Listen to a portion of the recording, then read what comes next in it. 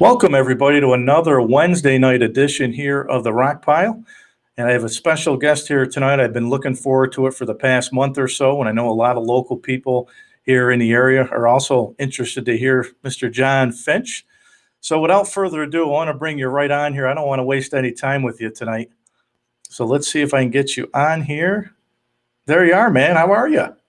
I'm good, brother. How are you? Not too bad. I appreciate you taking the time tonight. Dude, I appreciate you letting me come share my story a little bit. It's going to be fun. Well, I'll tell you what, I was just telling you before we came on here live. Your story is so powerful. When I first got introduced to you, and Coach Hand, who we'll talk about here in a little bit, you interviewed him. He's the one that originally got me hooked on. He said, "Listen, man, you got to check this John Finch guy out. You'll love him. He's his story is so powerful and moving. And man, I got to tell you, it hit home, man." You know what, dude? It's been an incredible journey. It really has. For the last we released the full length film just about 3 or 4 years ago. We had a short film that we had released probably 6 7 years ago now, and it's just fun to kind of watch God do His thing. So, John, for my listeners out there in the audience, tell us a little bit about who John Finch is. Man, I am just a regular dude who is trying to do the best he can to be the best father that he can be. And so, growing up fatherless, it's been quite the interesting path, if you will. And really, it's been through the making of the movie and writing the book where I interviewed all these people that really it was educating me, and I was learning something in every interview that I was able to take back into my own home and implement, and it was changing my life and legacy as a dad. So it's been an incredible journey just to learn it. And obviously, I still don't have it figured out, but it's been so much fun meeting different people like yourself and Coach Hand and just the amazing people that have incredible stories to share and what I can learn from every one of those stories. So tell us too a little bit about where the Father Effect and how you came about with the name, how you arrived at it, when you started it, and all that. Sure. So I started the nonprofit, the ministry back in 2010, and it was shortly after I had kind of come to this place of forgiveness from my father, and it was in that forgiveness that it just radically changed my life as a man, husband, and father. My dad committed suicide when I was 11 years old, and the tragedy of all that, at 11, growing up without a dad and just the struggle of not having that father walking alongside me, showing me and telling me what it meant to be a real man. And so I bought into everything that the world says you need to be as a man: the money, success, power, all the stuff, right? All the lies. And so once I found forgiveness, man, it was like this huge burden was lifted off my shoulders. And as I started to share my story, everybody I talked to had a story. And so that's really what kind of was the catalyst to making the movie. I thought other people have to hear these stories. So that's where it all started. And man, it came together. The movie is just kind of my story of what that looked like, that's woven in a bunch of other people's stories too. Yeah, and I was talking to him before we came on and listening to a lot of your interviews. And, I started off doing a sports talk show on Saturday mornings here where I just talked to a lot of, coaches and athletes, different players. And my theme when I talk to athletes, and now with this show with anybody, is my shows are always more than just wins and losses. It's more about tell me your story. How'd you get there? Some of these coaches that have had all this success, they've had to deal with adversity at some point in their life, and some athletes too now, who's in playing professional sports. That journey along the way, how people got there, wasn't always a straight path. There was those ups and downs and peaks and valleys, and that's one thing I really took from your people that you've talked to, man, is everybody just hearing that story and seeing the pure emotion on their face is something. You know what, dude? I dig college coaches, man. The ones we've been able to interview, they're just so real and transparent and authentic.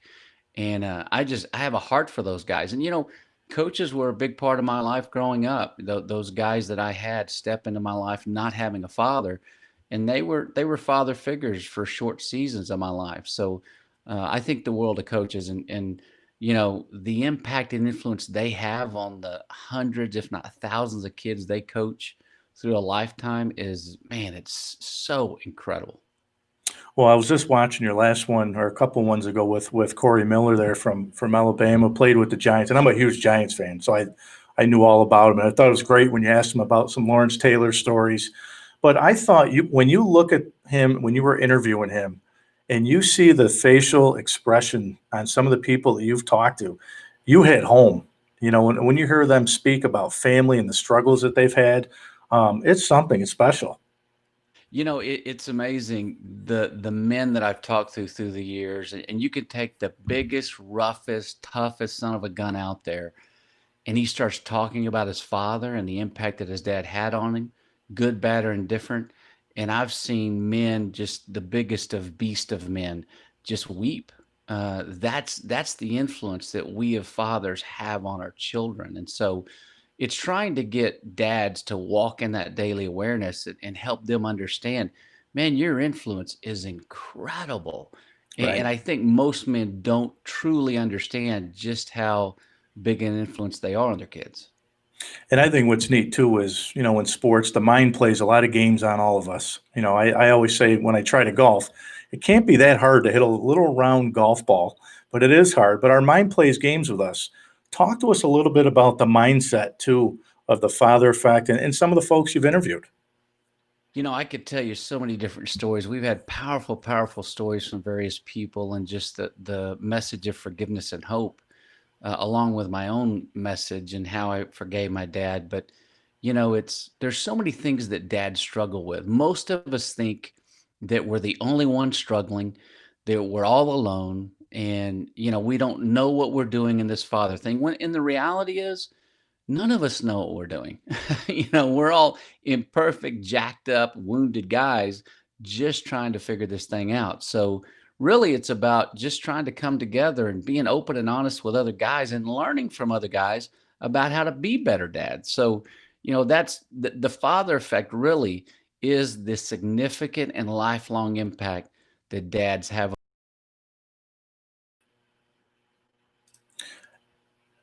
And John, how hard? I mean, obviously, I've been spoiled. I've been blessed because I've had a really good relationship with my dad. We're really close. My dad was my coach growing up when I was a little boy, and we stayed close. We had some fights at the dinner table. Mom put some arguments out at the dinner table. So I've been fortunate and blessed to have a dad in my life from that's been there for me through the ups and downs. So I'm blessed. I wouldn't trade my life for anybody. Not many people can say that. And I know a lot of the people that you've talked to and, even yourself, I can't imagine going through what you went through as a young boy. Yeah, you know what? At the time, obviously, it's such an incredible tragedy, and just trying to find your way, right?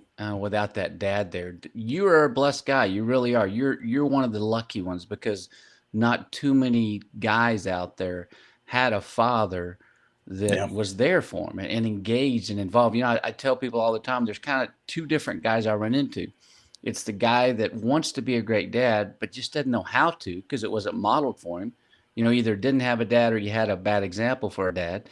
And then there's the guy that you know thinks he's doing a good job, but he's measuring himself maybe next to next door neighbor Joe. Well, Joe's not setting the bar all that high, you know. And so I've been both of those guys at one point or another in my life, and it's like, how can we help guys again understand and know you're not alone, you're not the only one struggling with it. We all are. Let's figure this thing out together.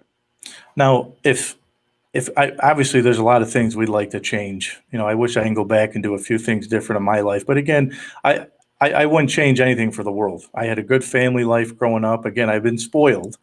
But somebody like yourself and somebody with the people that haven't been as fortunate as I have, what's been some of the advice you've been able to give those individuals? You know, there's so many different things in the journey of making the movie. There's the advice of just be present. You know, one of the regrets I have is I have 20, 18, and 13-year-old girls. Wow. And now I can look back and go, man, I wished I would have just enjoyed the simple things. Most of us as men, we're so caught up in work and success and all these Yep. things that we lose focus of what really matters. And so it's trying to just be present and be engaged in the moment when you are home, putting down the phone, doing things like that that show your kids that they're important. It's the importance of asking for forgiveness. When I've blown it, I've lost my temper, I've said something I shouldn't have said, it's taking that kid, Yep. having a private conversation and saying, you know what? I am so sorry. Dad blew it. And here's the reason why. I was having a bad day, or just being real and honest with them. And that does a couple of different things. It shows them that you're not perfect because they're going to find out, if they already know. And it also shows them that they don't have to be perfect, that there's not this incredible benchmark or expectation from you because you're being real and honest with them about your own struggles. And I know it's tough, and I just want to see your thought on this. But what would you say to your dad today? For your dad to see where you are today, and you've impacted a lot of lives out there, and you're doing things, it's just great things out there. What do you think he'd say to you today? What I would say to him, there's a story not long after I started making the movie, and my mom talked about this picture of my dad when he was in prison. And all three of us boys, I have two older brothers and I was a baby. And it's this picture of him in prison with us boys. And I'm little sitting on his knee. And I remember not understanding or realizing that that picture was ever taken. So we go back to her house and I see that picture and it reminded me, I got real emotional. And as I looked in his eyes, I thought, you know what? I wish my dad would have known what I know now, that Yeah. it's okay to be wounded. It's okay to have issues. It's okay not to be okay, And so to ask for help, to reach out to other guys and just try to do the best you can. And the thing with my dad, what I come to realize in all the forgiveness is he could not give what he did not have. And so even when he was alive, he grew up without a father. His mom was married 5 times, didn't have a stable father figure. So he was a lost little boy and man, just trying to figure out his way. And so I think he'd say he's proud of me. I wished he could see my amazing daughters Yeah. and gorgeous wife and, all those things. So, but I think he'd say he's proud of me. And I'd tell him I love him, man, and I forgive him. How hard was it to tell, your daughters, about their grandfather, and what was that conversation like? That had to be another tough conversation for you to sit down with your kids. It was, but I think that was one other thing that I learned in the journey is sharing my own issues and struggles, with the depression and all the things that I've personally struggled with in my life. And again, them understanding, man, dad is not perfect, but he's doing the best he can to be a great dad, right? And Right. he's gonna mess up. He messes up all the time. But it's in those stories. And I share with my two oldest, and my youngest is now coming along, and I share more and more with her. And she's seen the full-length movie, and we have these great conversations. But I think it helps them understand Do you that. think do you think there's a I don't mean to cut you off. Do you think No, you're good. there's a lot of people though that I don't want to use the word embarrassed. They don't want to talk about things like that might have happened to them years ago where, you've been open, you've shared it with the world. And then when you talk to somebody, you bring that out. But do you think people are embarrassed by it and they just don't want to share their story? Yeah, with guys especially, it's a pride thing, Yeah. right? Any issue or struggle we have as men to talk to somebody about it, we think it somehow makes us less of a man, which is a bunch of crap, right? It's like, come on. But it's like that's the issue. It's pride. I don't want somebody else to see my weakness because I'm afraid they're going to use it against me, or I'm afraid they're not going to like the real me. Right. And I always like to ask this too, where who have been some influential people in your life over the years? You know what? I have an older brother that's been just a solid rock in my life. We're a lot alike, have a lot in common, and he's played a big role. He tried to step up and be a father figure for me as an older brother, and again, I've had a couple of different coaches that have been there in and out of my life that have played a big part in helping me try to stay on the straight and narrow. Hadn't always worked, but they've helped. Now, how about interviews? I mean, you've interviewed, and for people listening, I mean, I've shared your story numerous times in different ways to listen to you and watch you, but you've interviewed so many people. Who've been some of the most memorable interviews that have stood out to you? And do you ever go back and listen and watch some of your interviews with people? You know what I do? It's interesting. I learn stuff every time I watch the full length film. Sometimes I was like, man, I didn't catch that before, and I've probably seen it hundreds of times. But John Eldredge, the best-selling author, he was just such a genuine good guy, and he's all over this father thing. He just knows so much about fathering, and we interviewed Neil Jeffrey, who's the former NFL quarterback. He backed Yep. up Dan Fouts, and he is just the guy's passionate about encouraging men and helping fathers. And he tells this great story about how his dad was a prayer warrior and how his dad just would pray and say, huddle up, son. Before and after the games, they'd huddle up. And he said, man, I had some games that sucked and were horrible. And he'd still say, huddle up. And he said, one of the things that hit me, and I'll never forget this, he said, John, there's nothing like a child hear his father pray for him out loud in that manly, fatherly voice. And so, literally, after that interview, I went back home and I was like telling my wife, hey, at night when I lay down with the girls now, prayer time is going to be different. And so, for my girls to hear me praying for them specifically, man, it's been a game changer and brought us closer together because they see my heart. And then I'm Yeah. concerned about them and everything that they're worried about. Now, John, the Father Effect, the actual book itself. What year did the book get released? 2017, so just about 2.5 years ago. And can people get it if they wanted to get it? Can they get it on Amazon? Can they get it right off your page? Order it?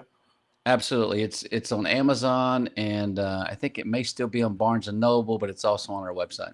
Okay. So is it just for people listening? I know a little bit more, but is it just for dads? I mean, talk to us a little bit about, the impact maybe on moms out there, just, just being a good mom too. I mean, right? It's more than just being a father. Yeah, I get more emails and responses from women than I do men. And again, that goes back to that pride thing, right? Men, we don't want to admit that we don't have things figured out, right? We'll try to figure them out somehow or stumble through it. But women, I have a lot of women reach out, and they're concerned typically about their husband's relationship with the kids, how it's impacting them, their husband's relationship with his father, and how that's been carried down. And then they're worried about their own relationship with their dad and how it's molded and made them into who they are. So, yeah, the book is definitely for women. As a matter of fact, my wife wrote one of the chapters, and Oh, okay. my three daughters actually helped with one of the chapters. So there's a lot of information in there for women that encourages them and kind of helps them understand their relationship with their dad and how it's impacting them. Could you see yourself doing anything else for what you're doing Absolutely now and all the no. lives that you impacted? Could you see yourself doing something else? Brother, I tell you what, it's interesting. It has been so much fun. I tell people all the time, I'm just lucky to be on the bus God's driving because it's just so much fun hearing their stories and seeing what he's doing and with the story and with the book and the movie. It's the mission that I've been put on this earth for. It's my passion. Now, what do you think you would be doing? I know you're a Baylor guy, right? Second, Yep, you're a absolutely. Baylor guy. That was fun when you had Coach Han, Baylor, and the whole Texas thing. But that was a good one. I want to get into that with you in a minute. But um, you know, you're a Baylor guy. What do you think you would have been doing if you weren't doing all this with the father effect? Is there something Well, else you see?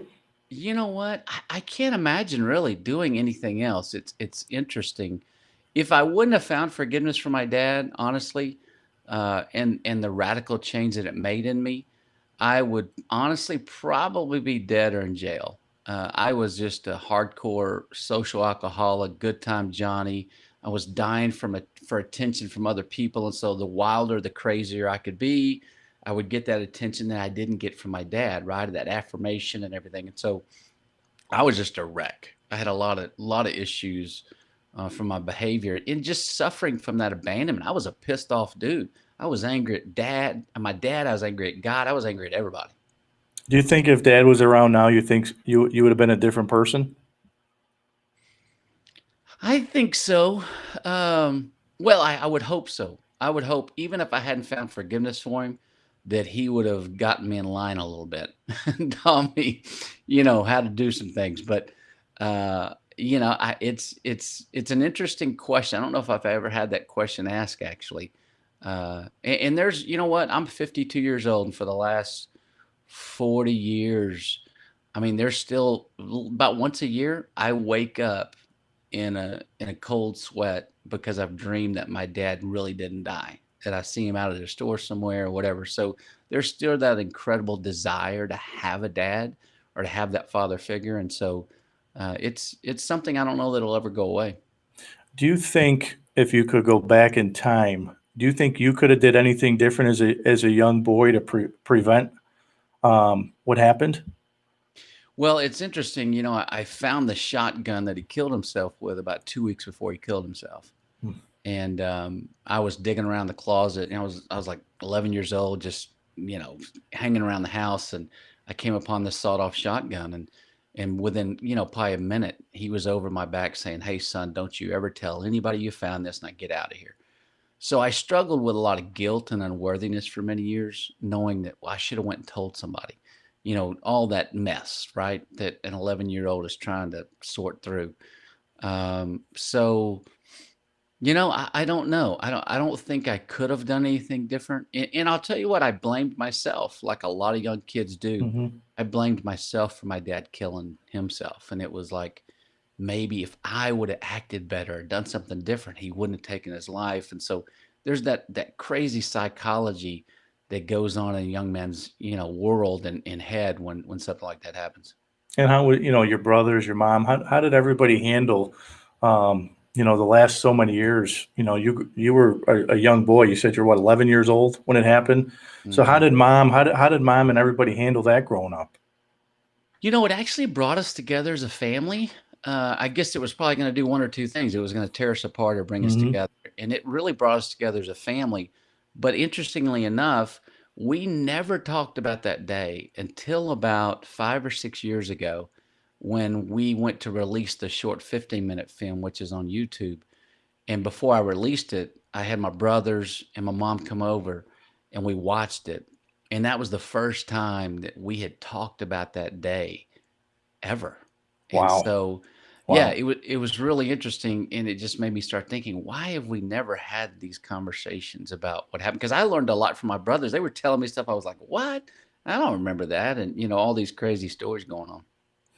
So how was Coach Han? Coach Han's a Westmoreland, New York native. My dad actually coached him in high school, and we followed his journey to every step of the way. And that interview you had with him, man, that was fun. Baylor in Texas. He's a stud, dude. I tell you what, he is such a good guy, and it's one of those things. When you meet people and get to know people, it's like, man, this dude is just like me.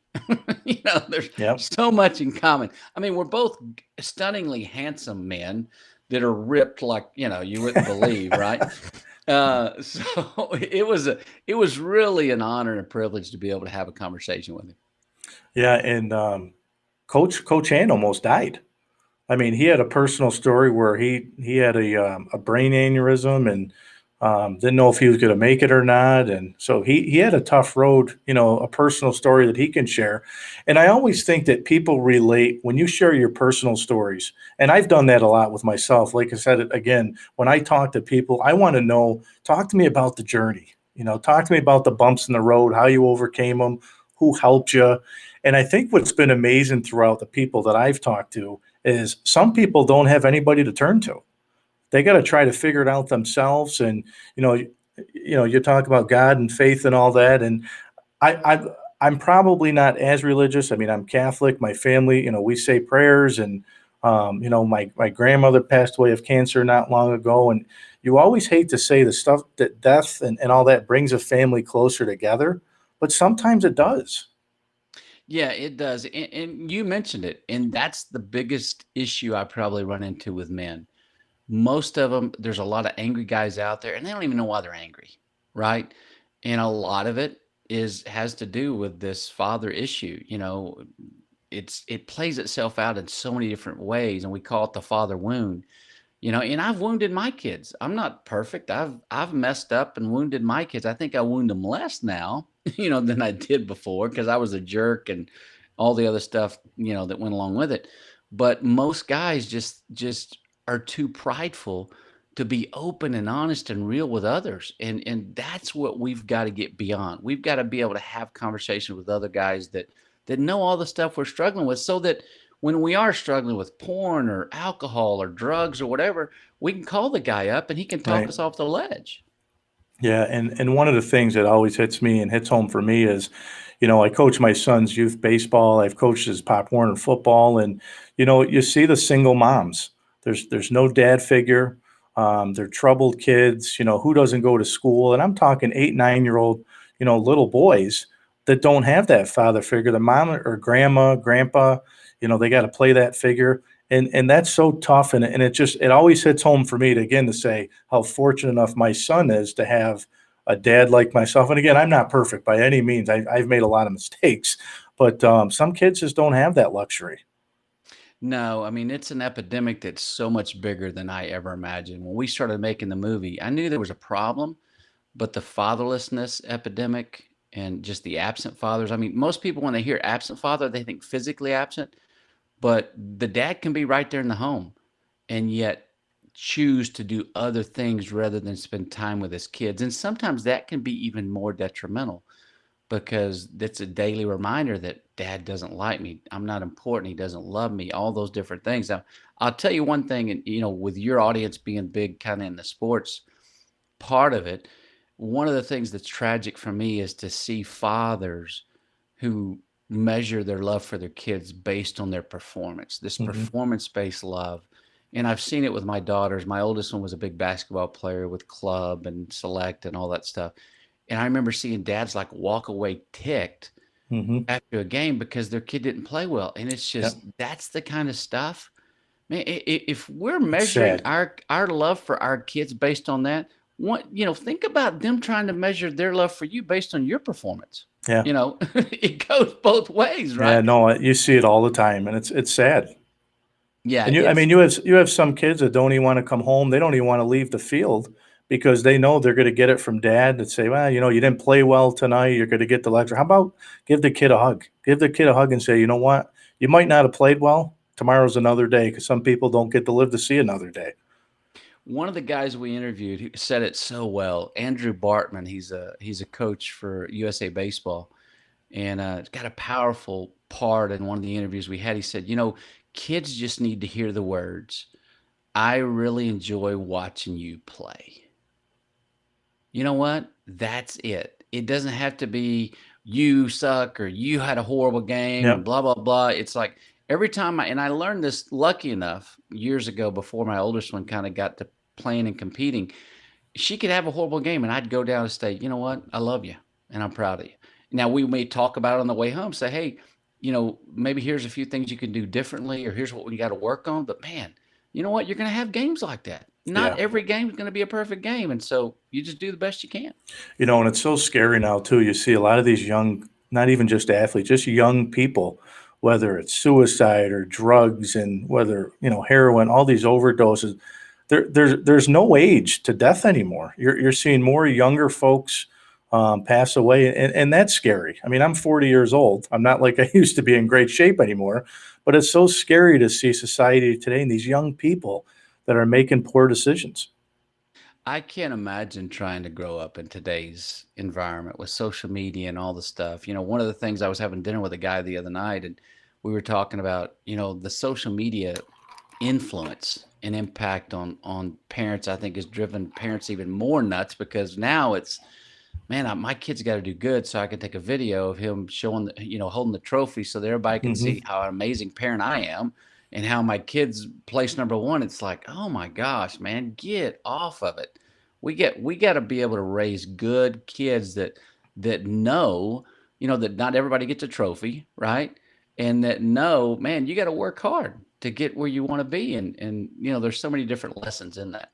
My dad coached high school football for over 30 years. And when I moved back from Ohio to New York State here in Rome, I was an assistant coach with my dad for about 4 or 5 years. And then my dad was going to kind of retire. And then I took over as head coach at another high school. And my dad came on board with me, and my dad was one of my assistants.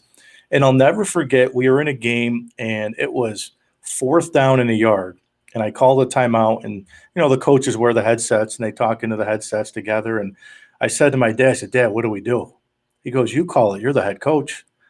My dad wanted me to make the decision because if we didn't get it and I failed, it was a learning experience. What could we have done differently? And I still remember that to this day. And even in my job now is my own dad wouldn't help me out because he wanted me to make that decision because I was the head coach and wanted me to, if I failed, I had to learn from it. And I'll never forget that. Yeah, and you're 40 years old now, and you still remember that, right? And that's the hardest thing though as a parent, as a dad. I mean, I've got two in college now, and it's like, okay, I hope I've done enough, knowing that they're going to make mistakes and they're going to blow it just like me.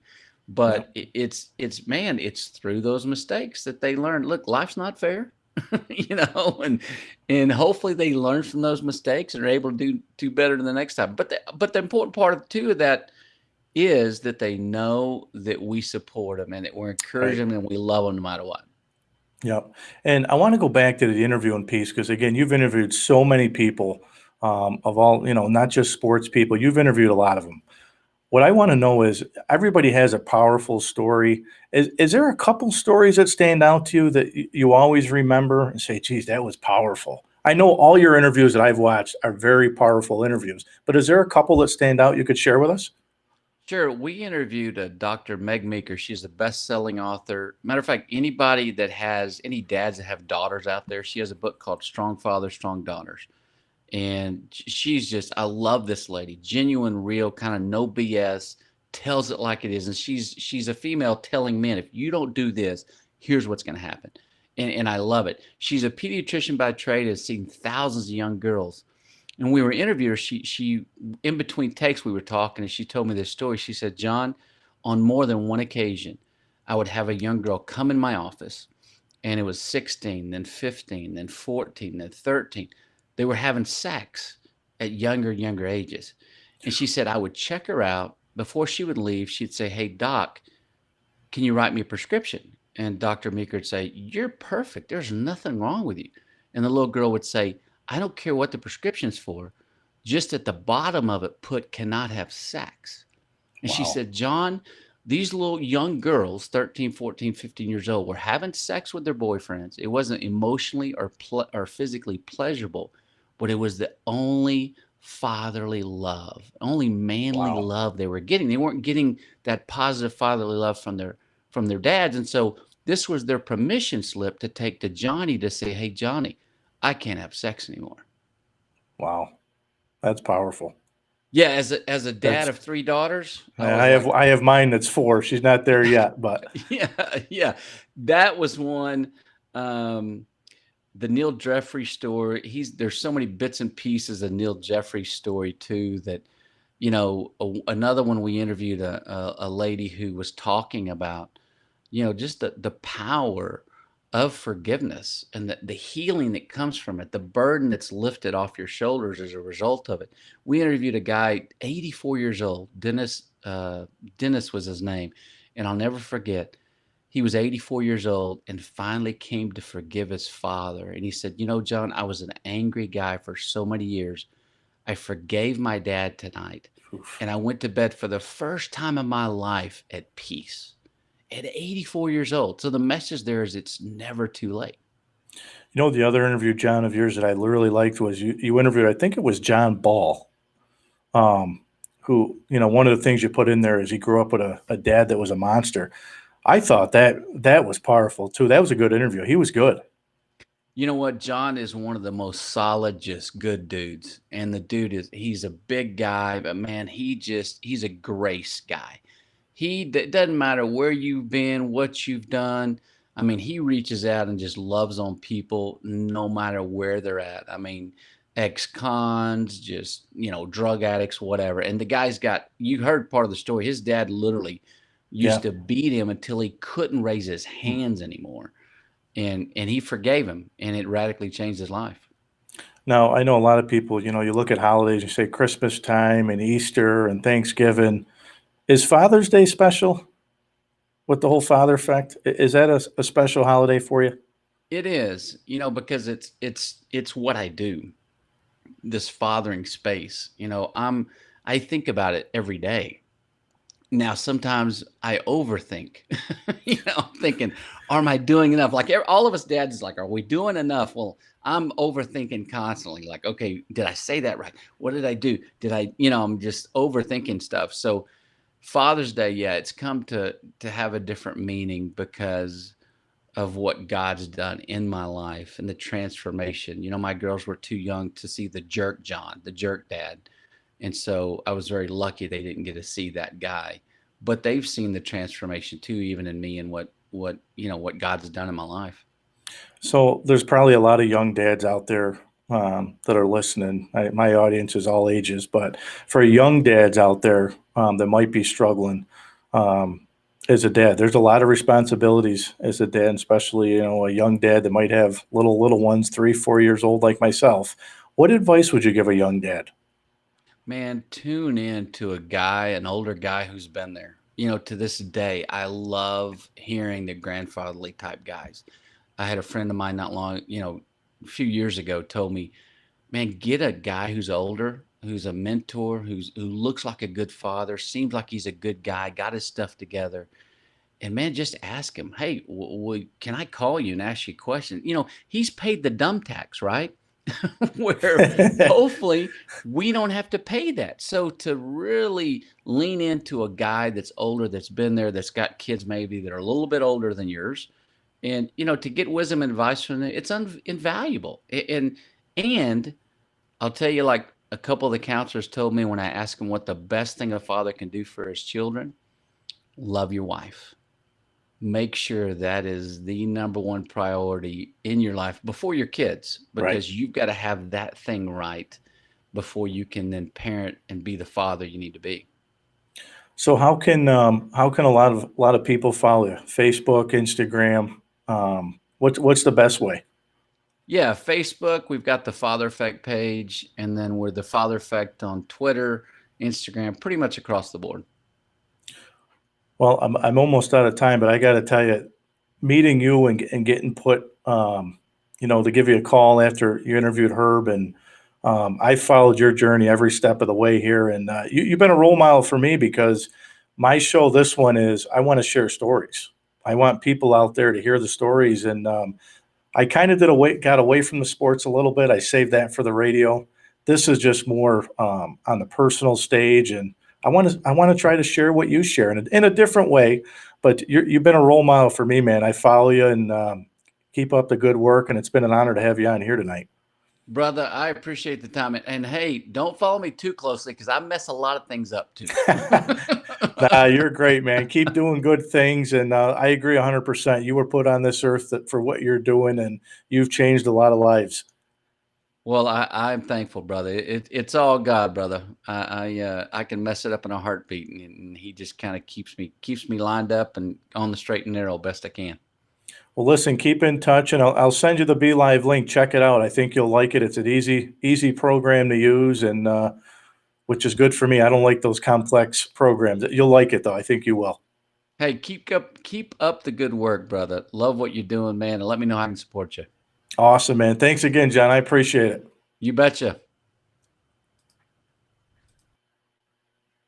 That was powerful. That was John Finch, the author, storyteller of The Father Effect. And I know I've posted for the last couple weeks and even the last month or so. If you haven't heard of The Father Effect, go on my Facebook page, Google it, and read his story. And John shared, part of that story and that journey tonight. And tough to answer, but it's really changed and impacted his life, and he's been great to me. And I can't thank John enough for coming on here tonight and taking the time. He's from down in Texas, so time wise, right now, for him to come on with me meant a lot to me tonight. So, John, I appreciate it, and definitely stay in touch. Make sure my following has been fantastic. I can't thank everybody enough. Go to my Facebook page. I just started the YouTube page. It's getting bigger. I'm posting all the shows there. But if you go to my Facebook profile page, you can follow me on Instagram. You can follow me on Twitter. You can follow me on LinkedIn as well. But go to my page, like it, share my videos. And I am extremely excited next week to have on this show my cousin Kevin 80. Um, he is a restaurant owner of Faro down in Brooklyn. Um, and Kev was one of the first non-sports related guests to come on my radio show on Saturday mornings. Um, and I cannot wait to talk to him. He's had a great journey. It's been a tough journey for him. But I'll talk to him next week. But again, on behalf of myself tonight, give me a like my page. I appreciate everybody for tuning in tonight to the Rock Pile. I'll be back here next Wednesday night at 8 o'clock. Thanks again, everybody. I'm out.